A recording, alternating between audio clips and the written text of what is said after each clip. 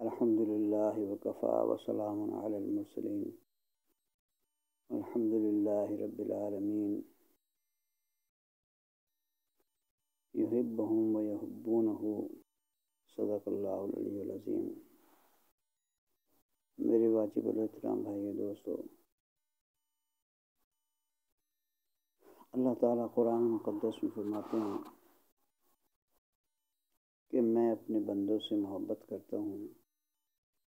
اور وہ بندے بھی مجھ سے محبت رکھتے ہیں۔ ایک اور جگہ اللہ فرماتے ہیں کہ قل ان کنتم تحبون اللہ فاتبعونی یحببکم اللہ، کہ آپ انہیں فرما دیجئے یعنی صحابہ کرام کو کہ یہ اللہ سے محبت کرنا چاہتے ہیں یا محبت کرتے ہیں تو میری اتباع کریں، یعنی میرے پیغمبر آپ کی یعنی کہ اتباع کریں تو کیا ہوگا کہ میں انہیں محبوب بنا لوں گا، میں انہیں محبوب بنا لوں گا۔ تو اللہ تعالیٰ کی محبت کی بنیاد پر اس پوری انسانوں کی جو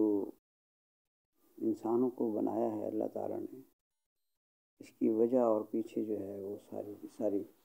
اللہ تعالیٰ کی محبت ہے، اس کی چاہت ہے، اس کی پہچان ہے۔ تو اللہ بندوں سے بے انتہا پیار کرتے ہیں، محبت رکھتے ہیں۔ اللہ جل جلالہ حدیث پاک میں آتا ہے کہ حدیث قدسی میں کہ میں چھپا ہوا خزانہ تھا، میں نے چاہا کہ میں پہچانا جاؤں تو میں نے مخلوق کو پیدا کیا، انسانوں کو، جنات کو پیدا کیا۔ مفہوم ہے اللہ کا میں بشمار۔ تو میرے بھائی اور دوستو، اللہ تعالیٰ کی ذات ہم سب سے ایک ہی مطالبہ کرتے ہیں کہ ہم سے محبت رکھو، ہماری عبادت کرو، کہ اسی عبادت کے لیے ہمیں پیدا کیا ہے۔ وما خلقت الجن والانس الا لیعبدون، اللہ فرماتے کہ میں نے انسانوں اور جنوں کو اپنی عبادت کے لیے پیدا کیا ہے۔ مفہوم ہے اللہ کا مبشر۔ تو انسان کا مقصد حیات اللہ تعالیٰ کی بندگی ہے اور اس کا نصب العین اللہ تعالیٰ کی محبت اور معرفت ہے۔ نصب العین اس کا اللہ تعالیٰ کی محبت اور معرفت کا حصول ہے، اور مقصد حیات وہ عبادت الہی ہے۔ تو جب محبوب کا انسان فرما بردار بن جاتا ہے تو محبوب اس کو اپنے قریب کر لیتا ہے، محبوب اس کو اپنے قریب کر لیتا ہے۔ قربت کے لیے محبت ضروری ہے، اور جب انسان محبت کرتا ہے تو محبوب کی ہر بات اسے اچھی لگتی ہے، ہر ادا اسے پیاری لگتی ہے، ہر حکم دل و جان سے اس پہ بجا لاتا ہے۔ تو انسان جب اللہ تعالیٰ کی ذات سے محبت کرے گا، نبی پاک صلی اللہ علیہ وسلم سے محبت کرے گا، کہ نبی پاک صلی اللہ علیہ وسلم کی محبت ایمان کی، دین کی یہ شرط ہے، کہ حدیث پاک میں آتا ہے کہ مومن کا ایمان اس وقت تک مکمل نہیں ہو سکتا جب تک کہ میں اسے اتنا پیارا نہ ہو جاؤں، یعنی اپنی اولاد سے، اپنے آپ سے، اپنے والدین سے، آل اولاد سے، مفہوم ہے یہ سارا، کہ سب سے زیادہ پیارا میں اس کے نزدیک نہ ہو جاؤں، اس وقت تک ایمان مکمل نہیں ہو سکتا۔ تو میرے بھائیو دوستو، جناب رسول پاک صلی اللہ علیہ وسلم کی محبت جو ہے وہ انتہائی ضروری ہے کہ اللہ تعالیٰ کو بھی محبوب ہے یہ بات کہ میرے محبوب یعنی حضرت محمد صلی اللہ علیہ وسلم ہمارے پیارے نبی پاک صلی اللہ علیہ وسلم کی آپ اتباع کریں اور ان سے محبت رکھیں۔ جب محبت رکھیں گے تو انشاءاللہ اتباع بھی نصیب ہوگی۔ اور محبت کیوں نہ ہو کہ ہمارے آقا علیہ الصلوۃ والسلام نے ہمارے لیے بہت ساری تکالیف اٹھائیں، ہم تک دین پہنچا آپ کی مہربانیوں سے، آپ کے مجاہدوں سے، آپ کو دی گئی تکالیف جو ہیں ان کے بعد جو ہے یہ دین ہم تک پہنچا۔ صحابہ کرام نے اپنی جانیں قربان کی، یہ خون میں تیرتا ہوا دین جو ہے ہم تک پہنچا ہے، اور قیامت تک کے آنے والے انسانوں تک یہ دین پہنچتا رہے گا۔ تو میرے بھائیو دوستو، محبت یہ بنیاد ہوتی ہے کسی بھی عمل کا اور کسی بھی اطاعت اور فرمانبرداری کا۔ تو جب انسان اپنے آپ کو محبوب کے حوالے کرتا ہے تو اس کی ہر بات کو بڑی محبت سے، بڑی چاہت سے وہ کرتا ہے۔ اب محبت کے جو اسباب ہیں ان کو تلاش کرنا ہے، مومن نے محبت کے اسباب کو تلاش کرنا ہے کہ کوئی ہمیں کیوں اچھا لگتا ہے، کیسے اچھا لگتا ہے۔ تو ایک ہوتا ہے، اب وہ دو اسباب ہوتے ہیں دنیا داروں کے لیے۔ تو ایک سبب یہ ہے کہ وہ خوبصورت ہو، حسین ہو، جمیل ہو، یہ سبب ہے اس کی محبت کا۔ ایک سبب ہے دنیا داروں کے حساب سے کہ مالدار ہو، کوٹھی کار بنگلے والا ہو، وہ اس کے نزدیک اچھا لگتا ہے۔ لیکن جو اللہ تعالیٰ کی طلب کے راستے پہ ہیں، اللہ تعالیٰ کے یعنی کہ سلوک والے راستے میں ہیں، سالک ہیں، مرید ہیں کسی شیخ کے، اور طلب صادق ان کے اندر یہ جذبہ ہے، تو وہ تلاش کرتے ہیں کہ ان کا باطنی حسن کیسا ہے۔ اب اللہ تعالیٰ ہمیں نظر نہیں آ رہے بظاہر، لیکن ان کا باطنی حسن جو ہے پوری کائنات میں پھیلا ہوا ہے، ان کی صفات کا باطنی حسن جو ہے وہ پوری کائنات میں پھیلا ہوا ہے۔ تو یہ جو صفاتی حسن ہے اللہ تعالیٰ کا، یہ اللہ تعالیٰ کی ذات کے حسن کا پرتاؤ ہے، اور حقیقت میں اللہ تعالیٰ اتنے حسین و جمیل ہیں کہ بندہ قیامت کے روز جب دیکھے گا تو دیکھتا رہ جائے گا، اسے ہوش نہیں ہوگا، اتنا حسن و جمال ہے میرے مالک کا۔ اور ہم چونکہ اللہ تعالیٰ کو اس دنیا میں ان آنکھوں سے دیکھنا مشکل ہے بلکہ ناممکن ہے، تو وہاں جو یعنی نظارہ کر سکتا ہے بندہ، تو وہ مرنے کے بعد کر سکتا ہے کہ وہاں پھر وہ آنکھ دے دی جائے گی، وہ آنکھ اس کو دے دی جائے گی جس سے کہ اللہ تعالیٰ کو وہ دیکھ سکتا ہو۔ اب رہی یہ بات کہ سلیم الطبع، عقل سلیم والے اور اچھی فطرت والے اور اللہ کے راستے کے مسافر، ان کے اندر ایک یہ طلب پیدا ہوتی ہے کہ ہم اللہ سے محبت کریں، اس کو دیکھیں، اس کو چاہیں، اس کو سمجھیں۔ تو اسی طرح سے حضرت موسیٰ علیہ السلام نے جب بہت زیادہ محبت کرتے تھے اللہ تعالیٰ سے، تو فرمایا کہ یا اللہ مجھے اپنا جلوہ دکھا دے، مجھے اپنا جلوہ دکھا دے، میں آپ کو دیکھنا چاہتا ہوں۔ اللہ تعالیٰ نے فرمایا کہ نہیں، تم نہیں دیکھ سکتے۔ تو بہت ضد کی، تو فرمایا کہ اچھا یہ پہاڑ ہے، اگر میری تجلی کو، میرے نور کو یہ پہاڑ اگر برداشت کر سکتا ہے تو تم کر سکتے ہو۔ تو جب ایک بالکل معمولی سی تجلی ڈالی پہاڑ پر، کوہ طور پر، تو وہ پہاڑ ریزہ ریزہ ہو گیا، سیاہ ہو گیا تجلی جل۔ آج وہی تجلی، وہی سرما پوری دنیا میں وہ سرما جو ہے نا وہ یعنی کہ فروخت ہوتا ہے، کیونکہ اس میں اللہ تعالیٰ نے تجلی ڈالی ہے۔ تو بات یہ ہے کہ محبت کے اسباب میں سے اللہ تعالیٰ نے اپنے جو اسباب ہیں ان میں جو سب سے اہم چیز رکھی ہے وہ ہے کہ اللہ تعالیٰ کا حسن، اللہ تعالیٰ کا حسن جو باطنی حسن ہے وہ صفات کے ذریعے سے اس کائنات میں پھیلا ہوا ہے۔ اللہ تعالیٰ کا حسن اس کائنات میں اللہ تعالیٰ کی صفات کے ذریعے سے پھیلا ہوا ہے۔ جیسے اس پوری کائنات کو خلق کر دیا ہے، اس انسان کو خوبصورت بنایا، بعض اتنے خوبصورت مرد عورتیں ہیں انہیں دیکھو دیکھتا رہ جائے بندہ، یعنی اللہ تعالیٰ کے حسن کا وہاں پر نظارہ ہوتا ہے کہ اللہ خود کتنے حسین جمیل ہوں گے، ایسے حسین جمیل ہستیاں پیدا فرما دی۔ تو انسان جب اللہ والوں کے پاس جاتا ہے تو ان مرشدین کی جو باطنی جو خوبصورتی ہے اس کو وہ محسوس کرتا ہے، تو پھر اس کو اللہ تعالیٰ کے باطنی صفات کا بھی اندازہ ہوتا ہے کہ اللہ تعالیٰ کی ذات خود کتنا بڑا نور ہے، اور ان کی صفات بھی ساری نور ہی نور ہیں، اور وہ اس راستے پہ مرشد جو ہے اس کو جب چلاتے ہیں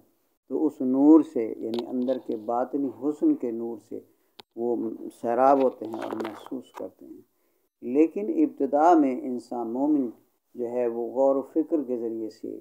اللہ تعالیٰ کی اس کائنات کو دیکھتا ہے، بار بار دیکھتا ہے اور سمجھنے کی کوشش کرتا ہے کہ یہ اتنی بڑی دنیا کائنات، اتنی کہکشائیں ہیں اس کے اندر کہ اربوں خربوں سال سفر کرتا رہے تو سفر ختم نہ ہو۔ تو یہ جب دیکھتا ہے تو اس کے اندر اللہ تعالیٰ کی عظمت اور ان کی اللہ تعالیٰ کی خالقیت اور قدرت کا اندازہ یہ ایک حسن ہے، خالق ہونا، ایسی کائنات کا بنا دینا کہ جو کن فیکون سے بنی ہے، یعنی کن ہو جا فیکون بس ہو گئی، بن گئی۔ تو ایسی صفات جو ہے ان کو وہ جب انسان سوچتا ہے، غور و فکر کرتا ہے، تو پھر اس کو احساس ہوتا ہے کہ ہمارے رب تو کتنے حسین و جمیل ہیں، کتنے خوبصورت ہیں، کتنے طاقتور ہیں۔ ان کی صفات صرف احساس کے درجے میں دیکھیں تو اتنی بڑی صفات ہیں کہ ہم انسان جو ہے نا وہ سوچتا ہی رہ جاتا ہے، لیکن عاجز آ جاتا ہے، کیونکہ اس کی عقل کی پرواز جو ہے وہ اتنی نہیں ہے، وہ عاجز آ جاتا ہے کہ میں کہاں تک میں سوچوں، آخر وہ حیران ہوتا ہے۔ اسی لیے بزرگ فرماتے ہیں کہ مومن جو ہے، سالک جو ہے، وہ جو آخری منزلیں آتی ہیں سلوک کی، اس میں حیرانگی، آخری جو منزلیں ہیں ان میں حیرانگی ہے، اس میں حیرانگی ہے کہ اتنی عظمت، اتنی شان، جیسے جیسے اللہ تعالیٰ کی ذات اور صفات اس پر عیاں ہوتی جاتی ہے اور وہ اس کی حیرانگی بڑھتی چلی جاتی ہے، حیرانگی بڑھتی چلی جاتی ہے۔ بعض تو ان علوم معارف اور تجلیات کے جو ورود ہے اس سے اتنا زیادہ ورود ہوتا ہے کہ وہ مجذوب بن جاتا ہے، اور بعض جو ہے نا وہ اپنی عقل شعور کو جو ہے نا وہ تھامے رکھتے ہیں، صحابہ کرام کی طرح اپنی عقل اور شعور کو تھامے رکھتے ہیں اور صاحب تمکین ہوتے ہیں، اور فکر جو ہے نا ان کے نتیجے میں اللہ تعالیٰ کی ذات جو ہے ان پر عیاں ہوتی ہے، اور اللہ تعالیٰ کی صفات کا جو ہے وہ ظہور اس کائنات میں دیکھ کر اللہ کو پہچانتے ہیں، اور جب اللہ تعالیٰ کو پہچانتے ہیں تو ان سے محبت ہوتی ہے۔ یہ قدرتی بات ہے، کیونکہ یہ حسن ظاہر ہوا ہے نا، اللہ تعالیٰ کی ذات کا حسن عیاں ہوا ہے، تو وہ اس باطنی حسن کی بنیاد پر اللہ تعالیٰ سے محبت بڑھ جاتی ہے۔ اسی طرح سے نبی علیہ الصلوۃ والسلام کا، آپ کی ذات اقدس کا بے شمار درود و سلام آپ پر، آپ کی اہل بیت پر، آپ کے اہل و عیال پر، آپ کے صحابہ کرام پر بے شمار درود و سلام، آپ کے والدین پر بے شمار درود و سلام، کہ آپ کا حسن جو ہے، تو آپ کی قربانیاں پہلے انسان دیکھتا ہے کہ ہمارے پیارے نبی پاک صلی اللہ علیہ وسلم اپنی امت کے لیے کتنی مصیبتیں، مشقتیں اور پریشانیاں اٹھائی ہیں اپنی امت کی، یعنی اپنے امت کو بچانے کے لیے کہ یہ نفس و شیطان سے بچ جائے، جہنم سے بچ جائے، ہر قسم کے عذاب، قبر کے عذاب سے بچ جائے، جہنم کے عذاب سے بچ جائے، اس سے بچانے کے لیے آپ نے کتنی مشقتیں، کتنی جنگیں لڑی ہیں، صحابہ کرام نے جنگیں لڑی۔ آج ہم تک اور پوری دنیا میں یہ دین پھیلا ہے، انہی قربانیوں کے ذریعے پھیلا ہے۔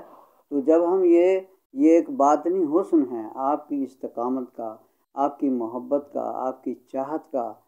کہ اپنی امت سے